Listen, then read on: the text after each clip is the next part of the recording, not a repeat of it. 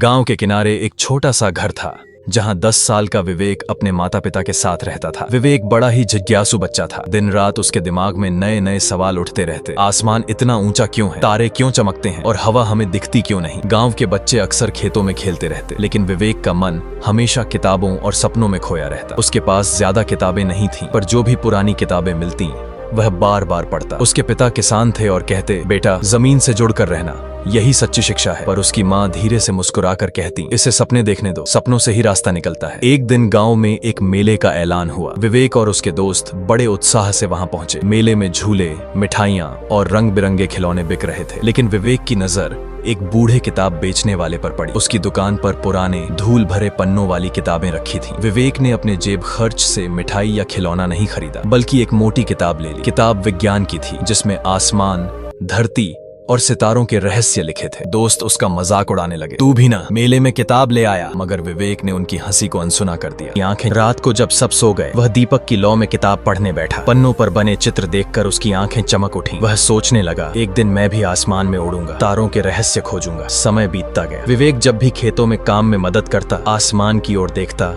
और मन ही मन अपने सपनों को और बड़ा करता। लेकिन गांव के लोग कहते, अरे ये तो बेकार की बातें हैं, गांव का लड़का आसमान तक क्या जाएगा, खेती बाड़ी सीखे, यही ठीक है। विवेक कभी कभी निराश हो जाता, मगर उसकी माँ हमेशा कहती, सपने वही पूरे होते हैं जिन्हें लोग पहले असंभव मानते हैं। कुछ साल बाद गांव के स्कूल में एक विज्ञान प्रदर्शनी लगी। विवेक ने मिट्टी और लकड़ी से एक छोटा सा रॉकेट मॉडल बनाया। गांव वालों ने पहली बार उसकी आंखों की चमक देखी। उसका छोटा मॉडल भले ही सचमुच उड़ नहीं पाया, पर सबको यह एहसास हुआ कि लड़के के अंदर कुछ अलग है। शिक्षक ने उसकी पीठ थपथपाई और कहा, पढ़ाई मत छोड़ना, तेरे सपनों में ताकत है। विवेक ने ठान लिया कि चाहे हालात कितने भी कठिन हों, वह सीखना नहीं छोड़ेगा। उस रात उसने आसमान की ओर देखा। तारे वैसे ही टिमटिमा रहे थे, पर इस बार उनमें उसे दूरी नहीं दिखी, बल्कि अपनापन लगा, जैसे वे कह रहे हों, हम तुम्हारा इंतजार कर रहे हैं। इन कहानियां सुनने के लिए चैनल को सब्सक्राइब करना न भूलें। मिलते हैं अगले वीडियो में।